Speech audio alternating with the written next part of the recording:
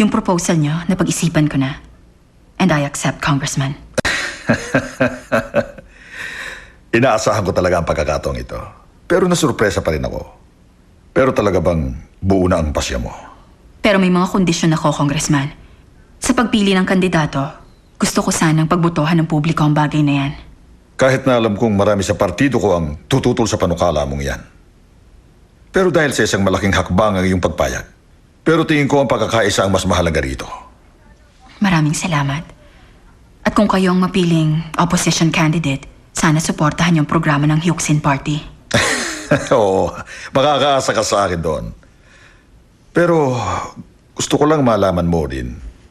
Ang alam ko, nung una nagdadalawang isip ka, bakit nagbago ka ng isip? Pwede bang malaman ang dahilan? Simple lang. Dahil ayokong isang talamak na sinungaling o yung gumagamit at nagpapagamit sa perang siyang maupong presidente ng bansa. Dahil kung ganun ang presidente, sisirain lamang niya ang bansa at ang mga pangarap ng mamamayan. Ang ganung tao, walang karapatang mamuno sa anumang sangay ng pamahalaan. Tama ka. Iyan ang mga katangian ni Victor Kang. Hindi ko alam ang dahilan kung bakit ganyan na lang ang pagkadismaya mo kay Victor Kang. Pero tatandaan ko ang sinabi mo.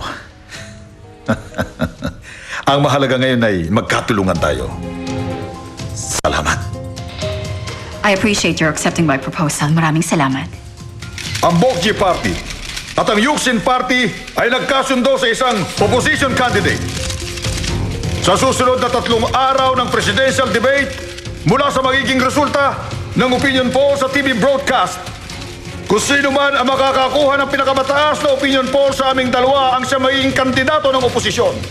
Ano man ang maging resulta, nagkaisa kami na igagalang ang pasya ng taong bayan dahil ang kapasyahang ito ang siyang kakatawan sa gusto nating pagbabago. Woo! Yuhuu! Mabuhay! Mabuhay! Mabuhay! Kapag nagawa nila na pagsamahin ang suporta ni Domingo Min at Morin sa iisang oposisyon, siguradong magiging malaking problema sa atin yan. Tama yun. Iruin nyo yung approval rating ng Unified Opposition, biglang lalagpas yan ng 40%. At sa oras na mangyari yan, magiging unstable ang standing natin at maghahabol tayo ng gusto. At hanggang sa aktwal na botohan, wala tayong kasiguruhan. Ay, sabi ko na nga ba talagang walang buto yung si Moriseo. Sa gitna ng laban, bigla na lang yung bibitawan ng partido niya. Taksil talaga yan eh. Pero hindi siguradong si Congressman Min naman nanalo sa kanila. Bakit? Sa kasalukuyan, malaki ang lamang niya kay Morin. Nasa 10% ang diferensya nila. Paano siya magagawang talunin ni Morin? Ang dapat pa nga ay, mas ituon natin ang banat ng propaganda laban dyan kay Domingo Min. Kung nakabatay sa opinion polls ang pagpili ng kandidato nila, malaki ang gagampanan ng presidential debate. Sigurado ako, hindi ba sa susuko si Morin? Kung ganun, ibig bang sabihin yan, dapat si Moriseo yung tutulungan natin? Dahil ba malaki ang lamang natin sa kanya at tiyak na sigurado na pagkatalo niya? Ay, kahit ako nalilito eh. Ang dapat gawin ay parehong patuguin ang dalawang yon. Tama ba, Sherman Kang?